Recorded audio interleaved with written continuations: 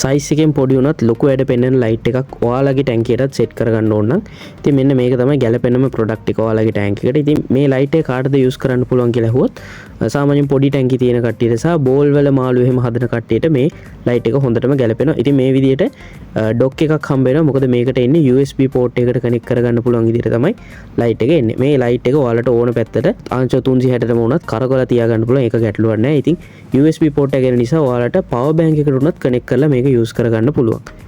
ඉතින් මේ විදිහට තමයි ටැංක් එකට සෙටප් කරගත්තාම ඔයාලට ලයිට් එක බලන්න පුළුවන්. මේ ටැංකිය නම් සාමාන්‍යයෙන් අඩි 2 වගේ ටැංකියක්. ඒකටත් හොඳටම හොඳ එළියක් තියෙනවා ඔයාලට පේනවා. ඉතින් මේකෙදි සාමාන්‍ය ලයිට් වගේ නෙමෙයි මේ ලයිට් එකේ විශේෂත්වය තමයි ඔප්ෂන්ස් ගොඩාක් එනවා. කලර්ස් 3ක් විතර ඔයාලට මාරු කරගන්නම පුළුවන්. මෙන්න මේ විදිහට කලර්ස් 3ක් විතර තියෙනවා.